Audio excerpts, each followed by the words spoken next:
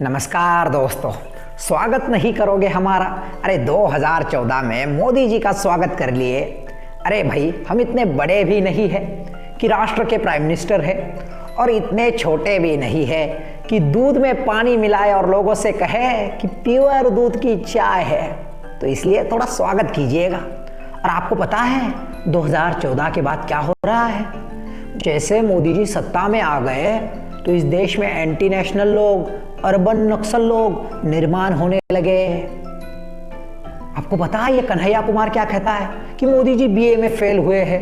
अरे इसे पता भी है मोदी जी सिर्फ 4 घंटे सोते हैं। अरे पेपर के वक्त नींद नहीं पूरी हुई होंगी उनकी और इसी वजह से वो पेपर फेल हो गए बीए का। अरे कन्हैया कुमार जी, राहुल गांधी जी संसद में सोते हैं और आपको मोदी जी के पेपर की पड़ी हुई है। मोदी जी फेल हो गए।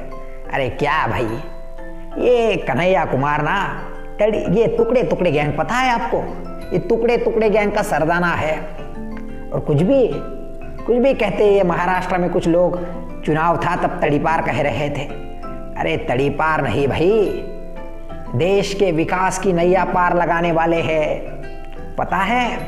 और तुम क्या युवाओं सिर्फ रोजगार की बात करते हो। अरे 20-25 हजार की ही तो नौकरी चाहिए तुम्हें, थोड़ी ना बीसीसीआई का सेक्रेटरी बनना है या थोड़ी ना अपने कंपनी का मुनाफा इतना ज़्यादा बढ़ाना है। अरे 20-25 हजार कमाने हैं, पकोड़ा तलो पकोड़ा, रसगुल्लो पकोड़ा तलो, आपको नौकरी ना लगने से रही। अरे मोदी जी बीए फेल है लेकिन देश चला रहे हैं और आप एमबीए हुए होंगे, कुछ इंजीनियरिंग की होगी आपने, कुछ बेहतरीन मेडिकल के कोर्स किए होंगे, कॉमर्स किया होगा। अरे भाई, यदि बीए फेल इंसान देश चला रहा है तो आप इतने हाईली क्वालिफाइड लोग हो तो आपको पकोड़े तलने से क्या फुर्सत है? अरे पकोड़े तलो पकोड़े। और ये रवीश कुमार, इनका एनडीटीवी उनका प्राइम टाइम में देखता हूँ, हमेशा आर्थिक परिस्थिति पे सवाल करते हैं, बेरोजगारी पे सवाल करते हैं। अरे भाई रवीश जी, थोड़ा हिंदू धर्म के बारे में ही ज्ञान दीजिएगा। अरे रवीश जी, जरा राम मंदिर के बारे में भी 2 शब्द कहिएगा। हमेशा आप ये बात करते हो कि ऐसा एग्जाम कंडक्ट हुआ, जेई की बात करते हो, नीट की बात करते हो। समझ रहे हो, किसान मजदूर की बात मोदी जी कर रहे हैं। 2022 तक किसानों की आय दोगुनी हो जाएगी। और ये विरोधक है ना, मिसलीड कर रहे हैं देश को। वो क्या बोलते उसको, एनपीआर सीए, विरोधक मिसलीड कर रहे हैं। उसके साथ ही ये जो किसानों का आंदोलन चल रहा है उसे भी विरोधक मिसलीड कर रहे हैं। नोटबंदी हुई, देश को विरोधकों ने मिसलीड किया। तो सभी मुद्दों पर विरोधक मिसलीड कर रहे हैं, सही सिर्फ मोदी जी है। तो रवीश कुमार जी, आप ये समझ लीजिए कि मोदी जी से बड़ा देशभक्त नहीं है और आप उनके सरकार के खिलाफ बोल रहे हो तो आप हुए ना एंटी नेशनल। तो इस बात को आप समझिएगा। और कुछ युवा तो ये भी कहते हैं कि मोदी जी सपने में आते हैं। उरी के बाद सर्जिकल स्ट्राइक्स हुई, आपने कहा कि आप इन्वॉल्व थे, आप देख रहे थे, आपको जानकारियाँ मिल रही थी, आपने खुद ने माना। क्या इस वक्त भी जब बालाकोट हुआ, एयर स्ट्राइक्स हुई, तब भी आप इन्वॉल्व थे? आपको पता था, आपकी और जानकारियाँ आ रही थी?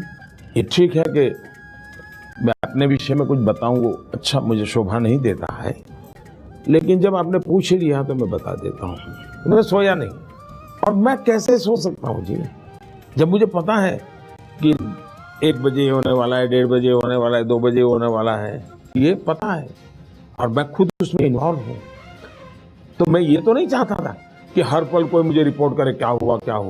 देखिए, मैं इतना जरूर चाहता था कि होने के बाद मैं जागता हूँ, अब चिंता मत कीजिए, होने के बाद मुझे बताइए। सच में ना आप सोते हैं ना सोने देते हैं। मैं किसी को जगाता नहीं हूँ, अगर कोई सो नहीं पाए तो उनकी मजबूरी है।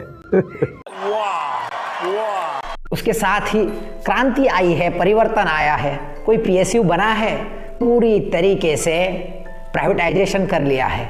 इसे ही तो बदलाव कहते हैं, इसे ही तो परिवर्तन कहते हैं। अब आडवाणी जी ने मोदी जी के लिए गाना गाया है, तो थोड़ा गाना सुनिएगा आप। क्या पंडित नेहरू और सरदार पटेल जी के बारे में ही हमेशा बात करना। तो चलिए गाना सुनिएगा।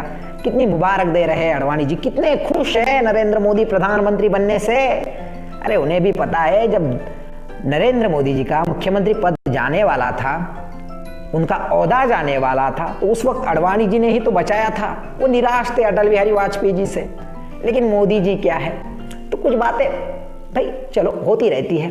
तो अडवाणी जी ने क्या गाना गाया है जरा देखिएगा।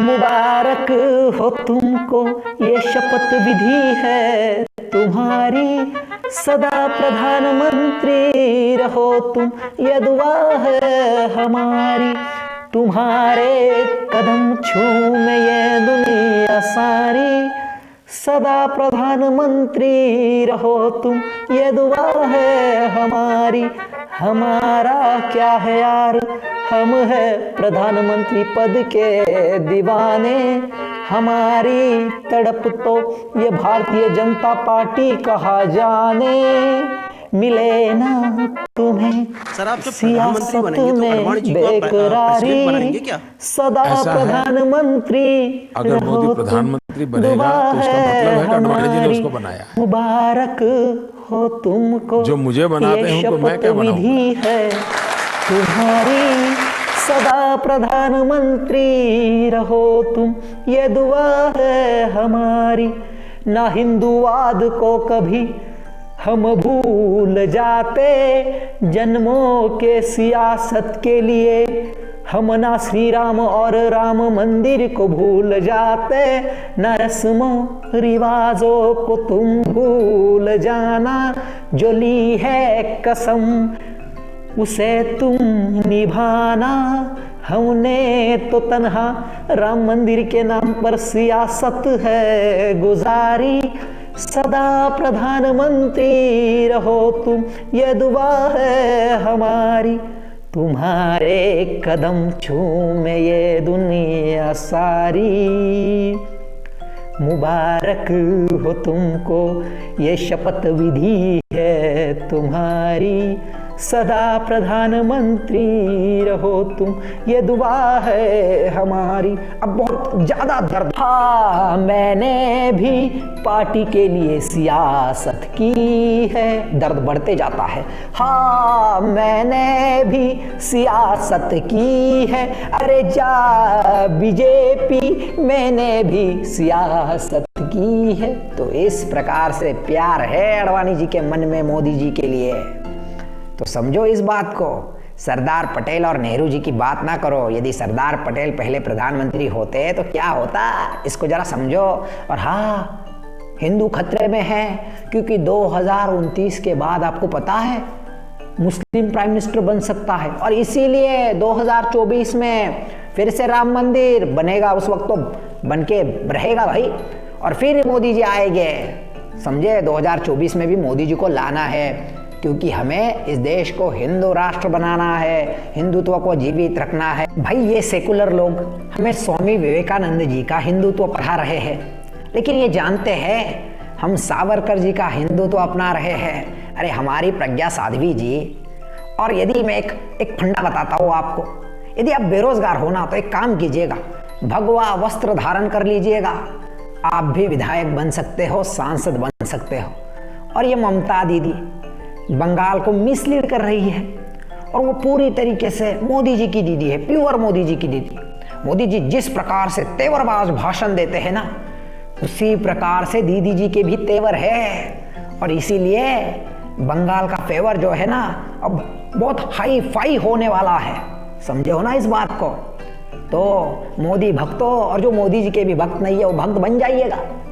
और इसीलिए सभी को कहता हूँ, जो भक्त है उन्हें भी और नहीं है उन्हें भी, सब कैटेगरी के लोगों को कहता हूँ, आप मेरे चैनल को लाइक कीजिए, सब्सक्राइब कीजिए। तो मिलते हैं अगले वीडियो में एक अगले विषय को लेकर। जय मोदी जी, जय जय Modi. Thanks for watching and subscribe Raviraj Jadhav YouTube channel.